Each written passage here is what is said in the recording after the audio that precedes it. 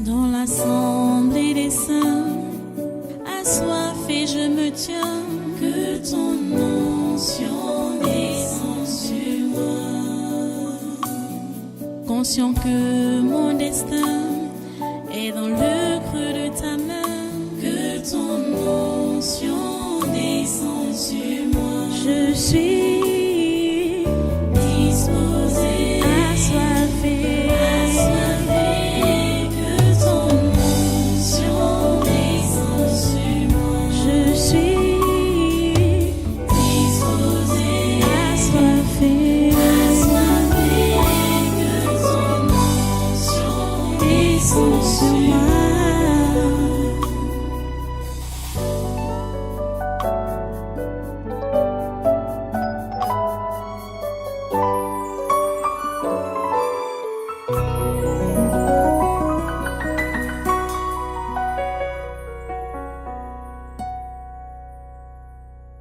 Ok, prenez donc votre Bible, vous connaissez déjà le texte. On ne va pas, je commence juste par ce verset 6 de Philippiens 1 avant de pouvoir lire d'autres versets. Donc, allons dans Philippiens chapitre 1 verset 6 pour introduire, c'est juste pour l'introduction. Paul dit donc: je suis persuadé que celui qui a commencé en vous cette bonne œuvre la rendra parfaite pour le jour de Christ. Voilà. Prions le Seigneur. Seigneur notre Dieu, nous te remercions pour ta parole de ce matin, de ce jour que tu nous donnes encore. S'il te plaît, permets qu'elle puisse vraiment s'asseoir dans nos esprits. Tout ce qui sera donné aujourd'hui comme conseil, tout ce qui sera donné aujourd'hui comme instruction, et donne la grâce à tes enfants de mettre cela en pratique. Oh Dieu, nous te supplions, au nom de Jésus, que ta volonté s'accomplisse dans nos vies en ce jour. Père Saint, s'il te plaît, aide-nous. S'il te plaît, aide-nous. S'il te plaît, viens à notre secours et permets que tes enfants puissent réellement être ce que tu as prévu qu'ils soient. Et que cette bonne œuvre que tu as commencée en eux puisse aller de perfection en perfection. Ô Dieu, s'il te plaît, agis. Au nom puissant de Jésus, nous avons prié. Amen. Voilà, prenez place, asseyez-vous dans sa sainte présence. Et une fois de plus, soyez les bienvenus à ce culte. Soyez les bienvenus à ce séminaire. Le thème général, c'est la délivrance des esprits familiers de la sorcellerie. Et nous sommes en train de voir le chapitre qui parle des ténèbres à la lumière, de la mort à la vie, et que Dieu n'a pas encore fini avec nous. Dieu n'a pas encore fini avec nous. Mais il est important que nous puissions connaître nos origines. Je suis persuadé que celui qui a commencé en vous cette bonne œuvre la rendra parfaite pour le jour de Jésus-Christ.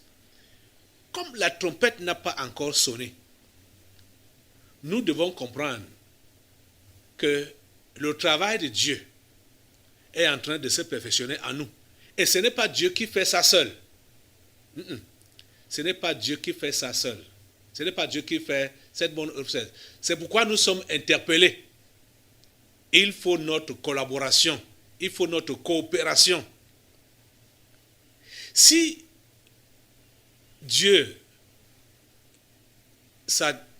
du moins s'attardait du fait qu'il a déjà tout fait, et puis il nous sauve comme ça par sa force et sa volonté, sa bienveillance.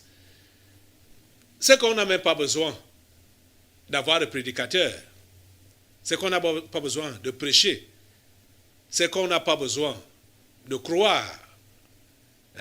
C'est que on n'est pas interpellé à croire, c'est ça que je veux dire, qu'on n'est pas interpellé à croire. C'est que ça se passe seul. Mais la Bible nous dit, quand on lit dans Jean au chapitre 3, verset 16, que car Dieu a tant aimé le monde qu'il a donné son Fils unique, afin que quiconque croit en lui ne périsse point, mais qu'il ait la vie éternelle. vous voyez, Dieu a donné, il a tant aimé, oui d'abord, il a tant aimé le monde et qu'il a donné. Il a tellement aimé le monde, il n'est pas resté dans les paroles, mais il a fait un acte, il a fait un don, le don de son Fils. Car Dieu a tant aimé le monde qu'il a donné son Fils unique, afin que quiconque croit en lui ne périsse point, mais qu'il ait la vie éternelle. Donc vous voyez, le don est là, mais c'est chacun qui doit l'accepter. C'est chacun qui doit le prendre. Et le prendre, c'est de croire en lui. Et toujours dans l'évangile de Jean, Jésus dit ceci au chapitre 14, verset 15. Voici ce que Jésus dit à ses disciples, c'est-à-dire à toi et à moi aujourd'hui. Il dit, si vous m'aimez, gardez mes commandements. Voilà comment Jésus veut savoir que l'on l'aime, que tu l'aimes, que je l'aime. Aimer Jésus, c'est garder ses commandements.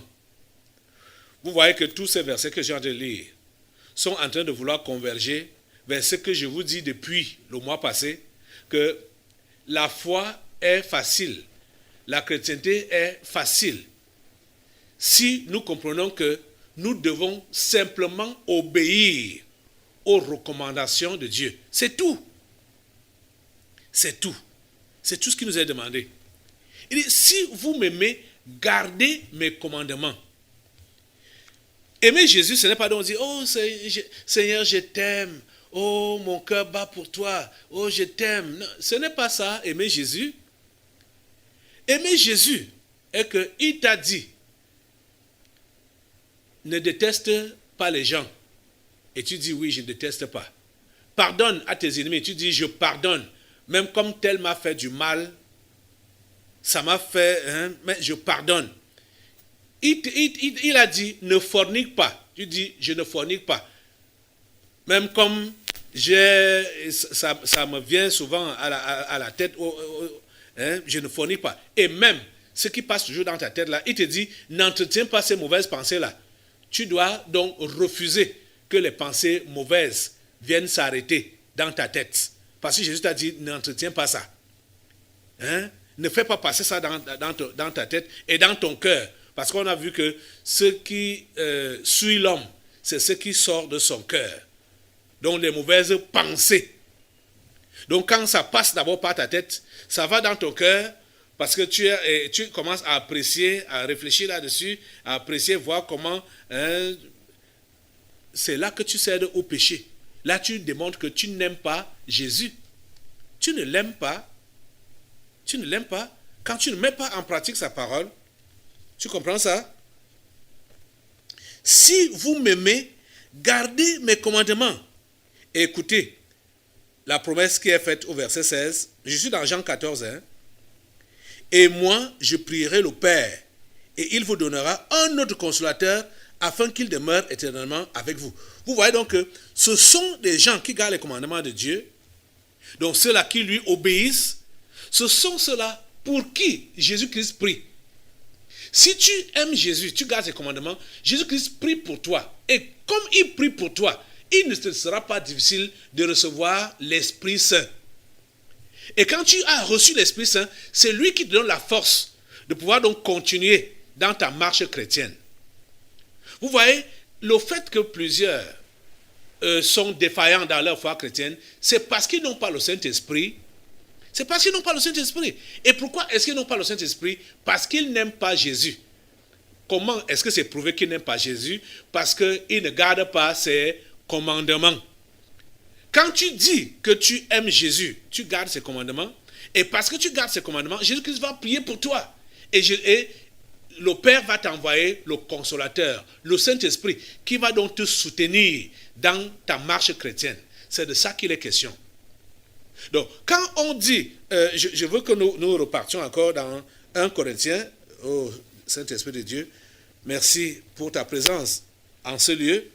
Allons dans 1 Corinthiens encore, 1 Corinthiens chapitre 2, verset 14, qui dit que, je vais commencer peut-être au verset 13 maintenant là, et nous en parlons non avec des discours qu'enseigne la sagesse humaine, mais avec ce qu'enseigne l'esprit, employant un langage spirituel pour des choses spirituelles.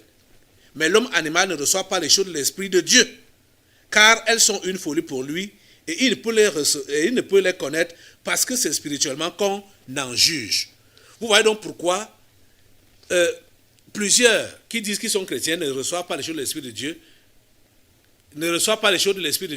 parce qu'ils n'ont pas l'esprit de Dieu, parce qu'ils ne gardent pas les commandements de Dieu, et Jésus ne peut pas prier pour eux. Jésus ne prie pas pour le monde. Lisez Jean 14. Jésus prie pour ceux qui l'aiment. Donc pour ceux-là qui gardent ses commandements. C'est pour eux que Jésus-Christ intercède. Et quand Jésus-Christ intercède pour toi, le Père, le Dieu Tout-Puissant, va envoyer son esprit t'habiter. Et quand son esprit t'habite, il te donne la capacité de vaincre ces esprits animaux qui sont ou qui pouvaient être en toi. C'est cet esprit qui permet que tu puisses les dominer. Vous êtes en train de comprendre? Donc, on comprend donc que ceux qui sont charnels, ceux qui sont animés par les esprits d'animaux, et ils prétendent qu'ils sont chrétiens, c'est des gens qui n'ont pas l'Esprit Saint de Dieu. L'Esprit Saint de Dieu. Et vous savez que l'Esprit Saint de Dieu, ça peut partir. Les gens peuvent le recevoir pour commencer. Et après, il part. Et qu'est-ce qui fait qu'il puisse partir? C'est quand les gens s'embourbent encore dans le péché. Le Saint-Esprit, comme son nom l'indique, c'est un esprit saint. Donc pur, qui n'aime pas la saleté. Donc dès qu'il y a déjà la saleté en toi, même si tu l'avais reçu auparavant, il se retire. Il se retire.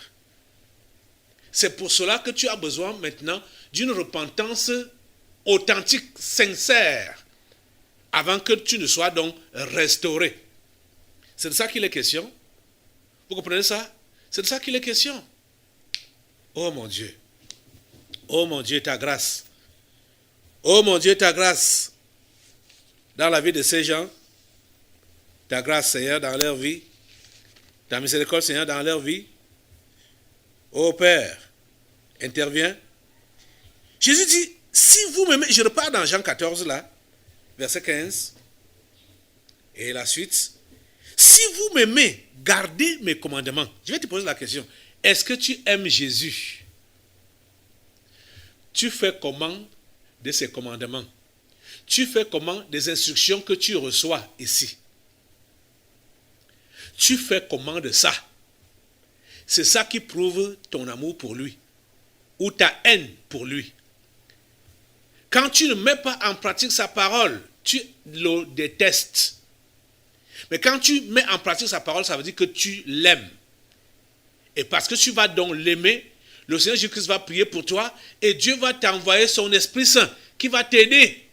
Sans son Esprit Saint, tu ne peux rien faire de bon dans la chrétienté. Je dis la pure vérité, sans l'Esprit Saint de Dieu, tu ne peux rien faire de bon dans la chrétienté. Et l'Esprit Saint de Dieu ne descend pas sur toi si tu ne décides pas toi-même d'aimer Jésus, c'est-à-dire de garder ses commandements. C'est de ça qu'il est question. Donc, vous comprenez que vous avez un rôle à jouer et votre rôle est important, très important même. Dieu a tout fait, ça c'est vrai.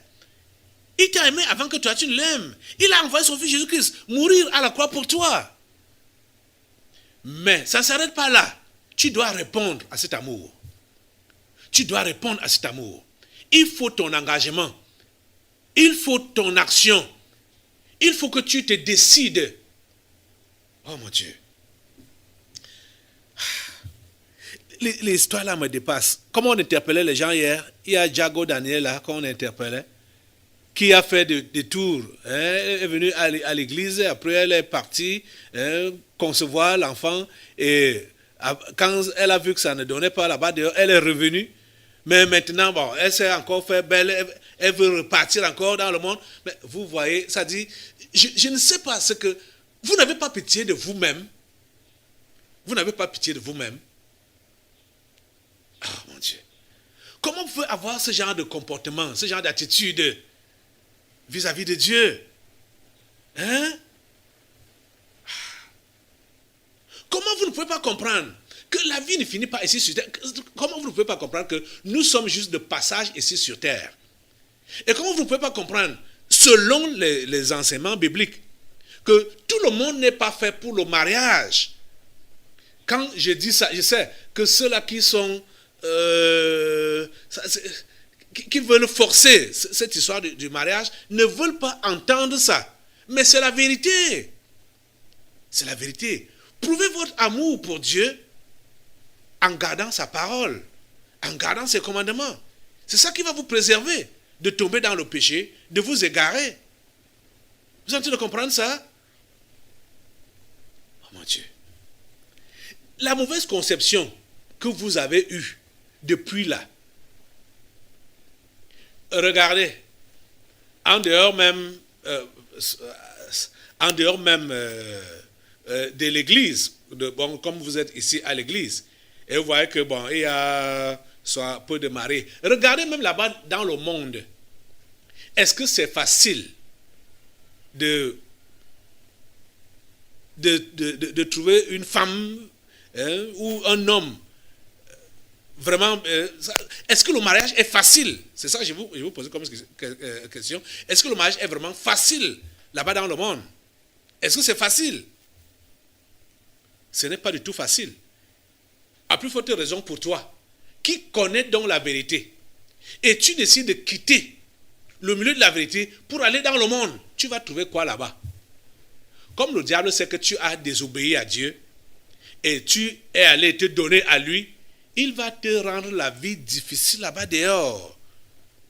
Donc pour ceux-là qui peut-être étaient donc en train d'imaginer ou de penser que, ok, comme c'est dur à l'église, comme on ne peut pas ne pas pécher étant à l'église, et comme on est avisé, averti que si on pêche, on commet la fornication, on va nous chasser, ok, autant partir nous-mêmes avant le temps et aller faire notre vie là-bas dans le monde. Écoutez très bien, depuis hier là, un esprit est sorti appelé les amendes. En d'autres termes, ce sont les conséquences. Ne pensez pas que vous allez fuir l'église ici. Connaissant la vérité, vous fuyez l'église ici. Je dis que ce soit ceux-là qui viennent là physiquement ou ceux qui sont dans la diaspora là-bas, ceux qui sont à l'étranger et qui sont connectés à nous. Ne pensez pas que vous allez vous déconnecter à nous et vivre votre vie tranquille. Jamais. Les amendes vont vous poursuivre. Les conséquences vont vous poursuivre. Parce que vous connaissez la vérité. Vous connaissez la vérité. Vous voulez fuir cette vérité. Vous ne voulez pas mettre en pratique la parole de Dieu. Vous serez amendé. Vous aurez des conséquences. Vous ne verrez jamais le bonheur que vous prétendez aller chercher là-bas dehors. Vous êtes en train de comprendre ça? C'est clair. C'est clair. Vous ne pouvez pas échapper. Vous ne pouvez pas échapper. Et je ne parle pas, il n'y a pas seulement les amendes à payer ici sur cette terre, ou les conséquences à avoir sur cette terre. Rappelez-vous que la vie sur la terre, ce n'est qu'un passage. Et ce n'est qu'éphémère, ce n'est que quelques années. Mais pour l'éternité, vous serez amendé.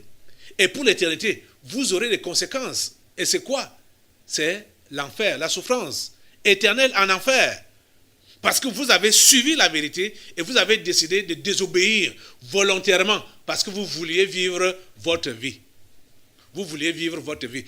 Regardez autour de vous. Regardez dans le monde. Qu'est-ce qu'il y a de bon là-bas? Comme vous êtes attaché à l'histoire du mariage là, regardez dans le monde. Qu'est-ce qu'il y a de bon là-bas? Il n'y a rien de bon. Et je peux te dire que toi, qui est enseigné dans la vérité et qui refuse d'appliquer cette vérité, qui refuse de mettre en pratique ces enseignements de la vérité, tu te détournes, tu vas dans le monde, ta souffrance sera pire là-bas. Je te dis la pure vérité. Tu vas récolter. Je dis la pure vérité. Donc, ça vaut la peine d'accepter, obéir au Seigneur. Ça vaut la peine d'accepter, mettre en pratique sa parole.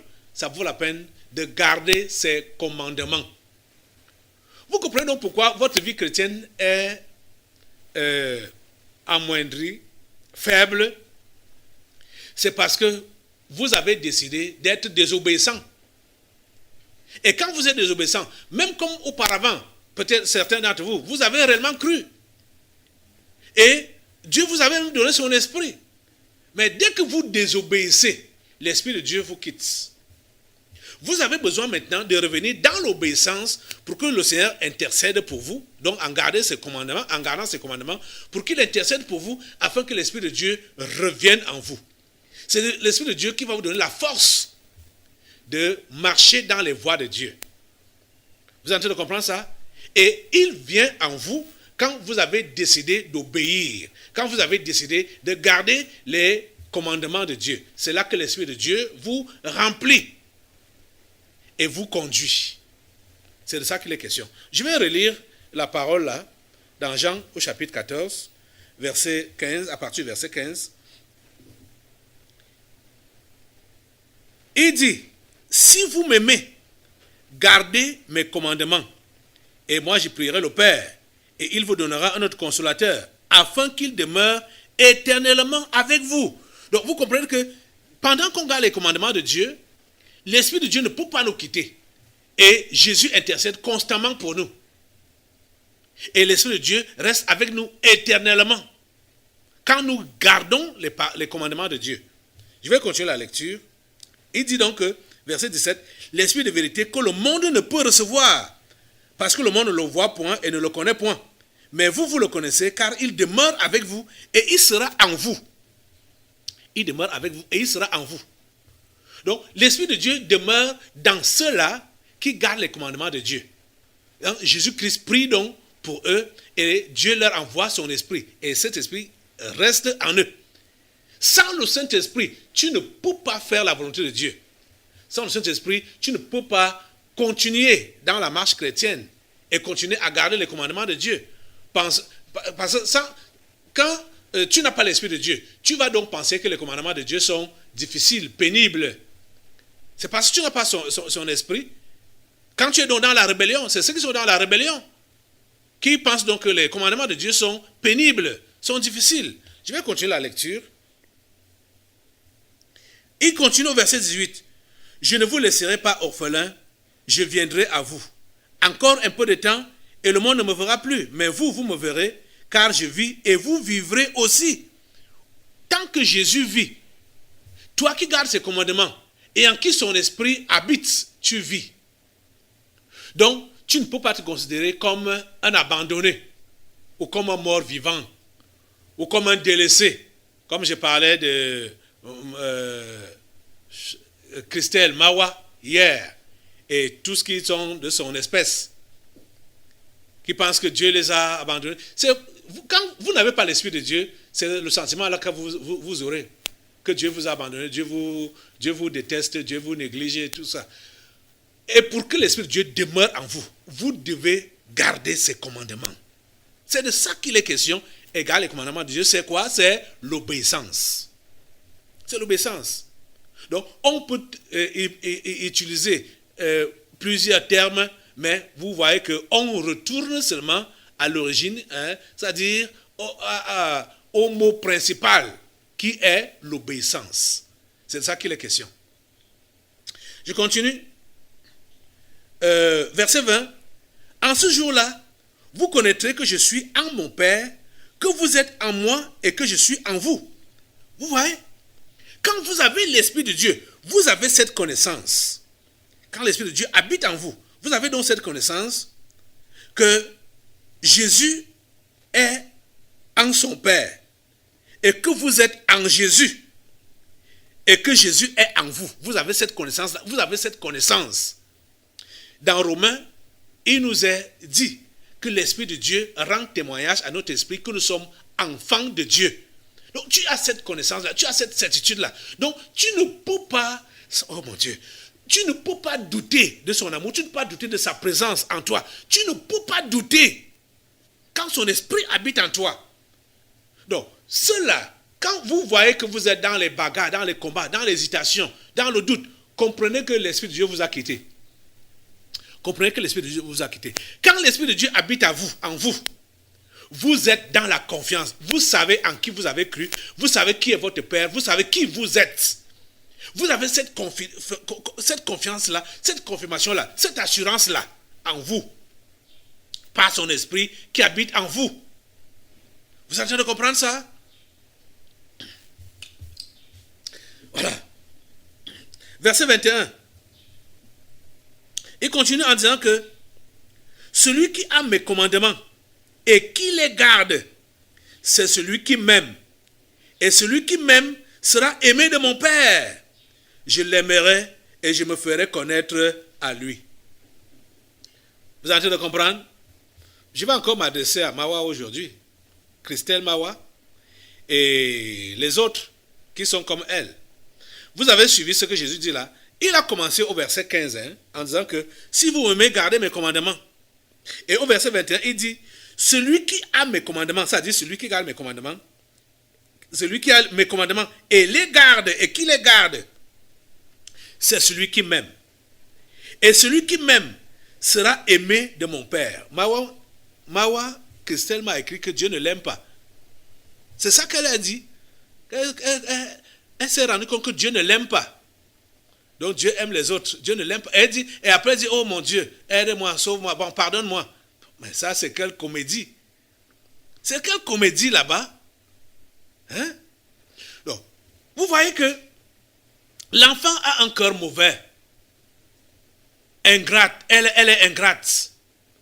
Elle n'a pas de reconnaissance. Et c'est comme ça que vous êtes. Vous êtes ingrat. Vous êtes haineux. Vous avez de la haine. Vous êtes rancunier. Vous avez un cœur noir, un cœur mauvais. Et dans le même temps, vous voulez les grâces et les bénédictions de Dieu. Et quand ça ne vient pas, vous commencez à murmurer, vous commencez à l'accuser et à accuser les autres, vous accusez tout le monde.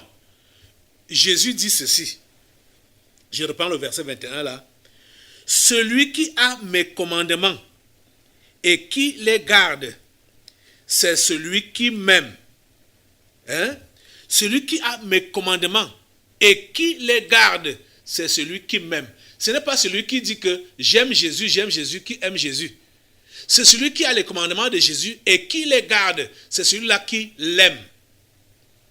Vous comprenez? Et celui qui m'aime sera aimé de mon Père. Je l'aimerai et je me ferai connaître à lui. Voilà les propos de Jésus. Je veux que vous compreniez. C'est-à-dire, quand on va quitter d'ici là, allez relire ces passages attentivement et voyez ce que vous avez appelé amour, ce que vous avez souvent confessé, que vous aimez Dieu, vous aimez Jésus.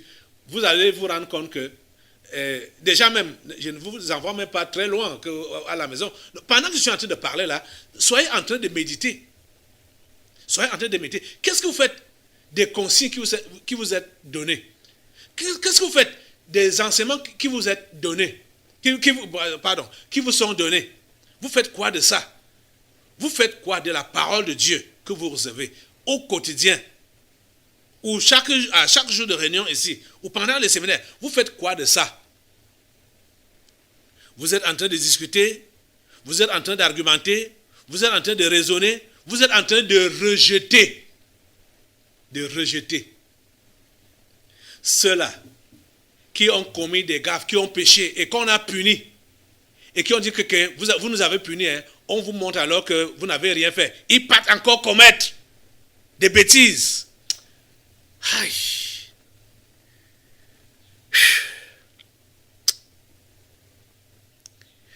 Ils ont le courage de mettre le doigt dans l'œil de Dieu. Et vous croyez que vous allez rester impuni? Vous croyez que ce sera sans conséquence? Vous vous trompez, hein? Vous vous trompez. On ne se moque pas de Dieu. Ce qu'un homme aura semé, il le moissonnera aussi. Comprenez ça comme ça. Comprenez ça. Et comprenez que vous n'êtes pas un privilégié spécial. Dieu peut se passer de vous. Quand vous décidez d'être rebelle, regardez, de tous les anges que Dieu a créés, il n'y avait pas un ange qui avait la splendeur de Lucifer. De tous les anges, c'est-à-dire quand vous lisez l'histoire de Lucifer dans les Écritures, il n'y avait pas un ange, un autre ange qui lui était comparable. Il n'y en avait pas. Il n'y en avait pas. Pas du tout. Donc, à cause de cela, son cœur s'est enflé. Son cœur s'est enflé. Et il a voulu prendre même donc maintenant la position de Dieu, la place de Dieu. Mais Dieu s'est passé de lui. Dieu s'est passé de lui. Et jusqu'à ce qu'il a renversé, il est devenu maintenant un démon. Il est devenu indésirable. Il est devenu méconnaissable. La beauté qu'il avait a fané, a disparu. Dans l'assemblée des saints, assoiffé je me tiens, que ton onction descende sur moi. Conscient que mon destin est dans le creux de ta main, que ton onction descende sur moi. Je suis disposé, assoiffé, que ton onction descende sur moi. Je suis